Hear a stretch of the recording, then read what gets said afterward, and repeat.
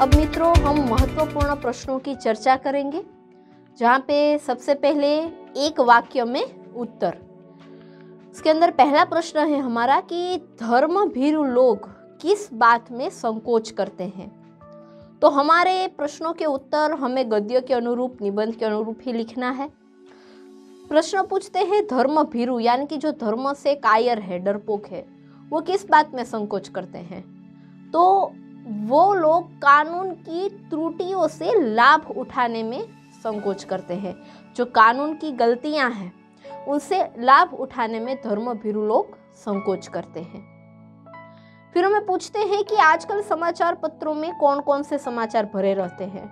तो जैसा कि हमने शुरुआत में ही देखा, जैसे ही हाथ में समाचार पत्र लेते हैं तो उसमें हमें चोरी, डकैती, तस्करी, भ्रष्टाचार आदि जैसे जो समाचार है उनसे समाचार पत्र आजकल भरा रहता है।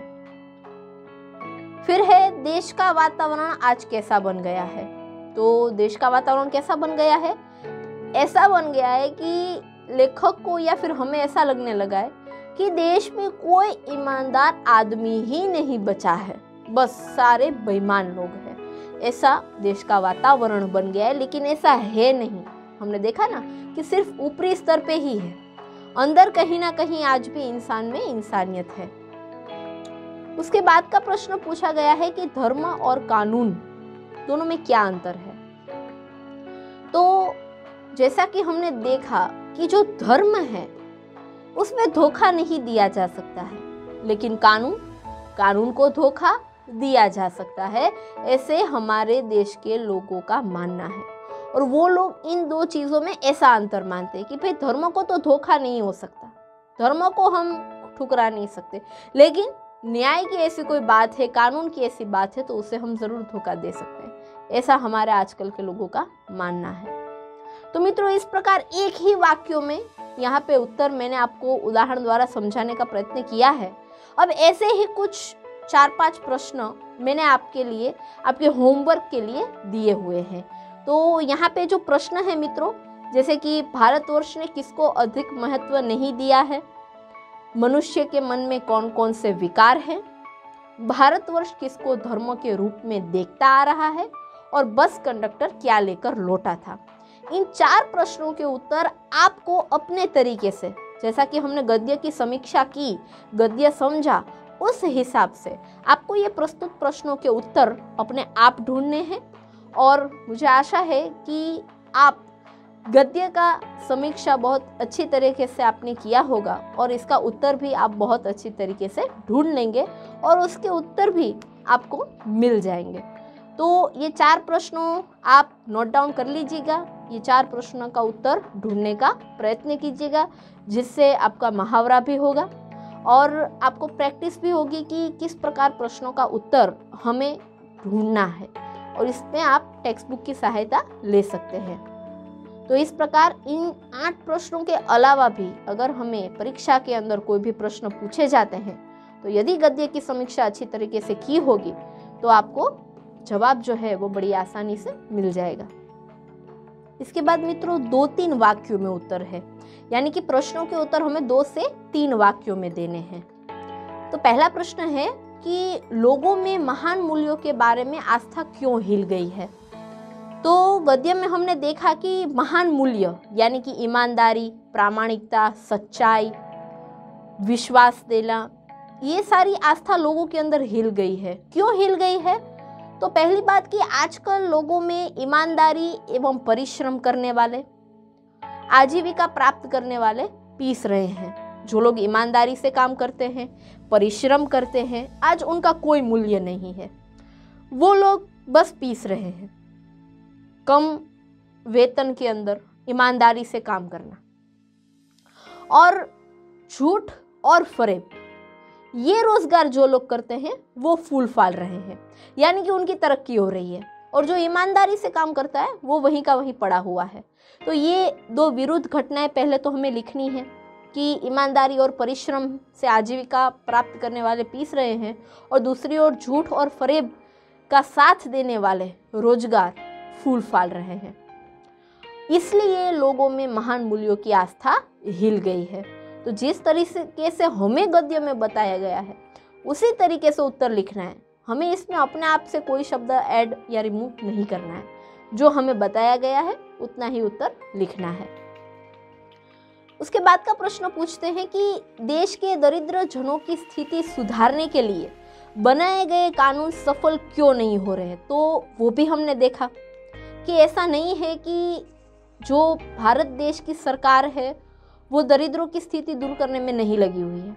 कहीं ना कहीं भारत देश ने दरिद्रों की अवस्था दूर करने के लिए ऐसी बहुत सी योजनाएं बनाई हुई है, लेकिन इन योजनाओं से जुड़े हुए बहुत से लोगों में अगर एक दो लोग भी विश्वासघात करे, धोखा करे, भ्रष्टाचार करे तो इनकी सारी मेहनत पर पानी फिर जाता है। और शायद इसीलिए दरिद्रों की स्थिति सुधारने के लिए जो कानून बनाए गए हैं वो सफल नहीं होते हैं। इसी प्रकार हमें उत्तर लिखना है कि देश के दरिद्र जनों की स्थिति सुधारने के लिए जो कानून व्यवस्था व्यवहार में लाई गई है वो लाने वाले जो अधिकारी है वो अपना लक्ष्य भूल जाते हैं कि हम आखिर यहाँ पे क्यों आए, और वो लोग सिर्फ अपनी सुख और सुविधा पे ध्यान देते हैं। और यही कारण है कि हमारा देश जो है उसके कानून सफल नहीं हो रहे, क्योंकि वो अधिकारी अपना लक्ष्य भूलता है, अपनी सुख सुविधा ढूंढने लगता है दरिद्रों की योजनाओं में। और यही मुख्य कारण है कि देश के दरिद्र जन की स्थिति है वो नहीं सुधरती है। तो इस प्रकार मित्रों, मैंने तो यहाँ पे जो मुख्य वाक्य लिए हुए हैं इन्हें थोड़ा विस्तृत करके हमें लिखना है। जो सीधा पॉइंट आता है मैंने वही लगाया है, अपनी सुख सुविधा पे ध्यान देते हैं। तो हमें थोड़ी विस्तृत से लिखना है कि ये जो अधिकारी हैं वो सिर्फ अपनी सुख और सुविधा के बारे में सोचते हैं और दरिद्रों के बारे में नहीं सोचते हैं, और इस प्रकार यह कारण है कि देश के दरिद्र जनों की स्थिति है वो बिगड़ती जा रही है, सफल नहीं हो पा रही है।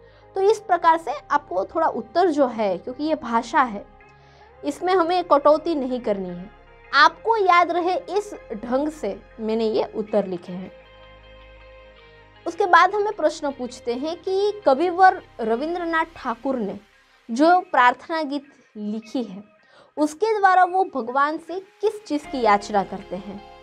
तो वो भी हमने देखा, कविवर रविंद्रनाथ टैगोर है, उन्होंने अपने प्रार्थना गीत के द्वारा भगवान से इस बात की याचना की है कि संसार में केवल नुकसान उठाना पड़े, धोखा खाना पड़े तो भी मैं विचलित ना हो जाऊं। देखिए, ये दो बात याद रखनी है, केवल नुकसान ही उठाना पड़े और धोखा ही खाने पड़े। यदि ऐसा होता है तो मैं विचलित ना हो जाऊं, मुझे विचलित नहीं होना है।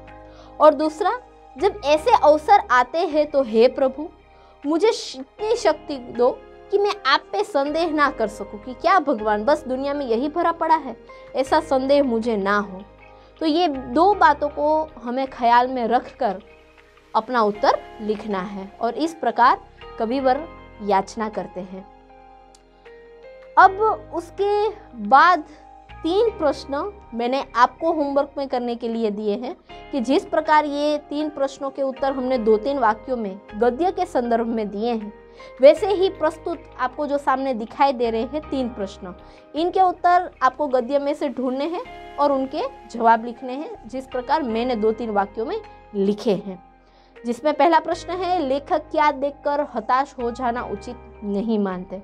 ऐसा क्या है जिसे देखकर लेखक हमें कहते हैं कि आपको निराश नहीं होना है। फिर देश की दरिद्र जनों की हीन अवस्था दूर करने के लिए क्या किया गया है, सरकार ने क्या किया है वो लिखना है। और भारत किसे निकृष्ट आचरण मानता है, किस आचरण को भारत निकृष्ट मानता है। इन 3 प्रश्नों के उत्तर आप गद्य पढ़िए, मैंने समझाया वो आप बार बार सुनिए तो आपको याद आएगा, कहीं ना कहीं इन शब्दों का प्रयोग हुआ ही होगा कि भाई क्यों उचित नहीं मानते, या फिर दूर करने के लिए क्या किया है, और निकृष्ट आचरण क्या है। इसके उत्तर आपको लिखना है।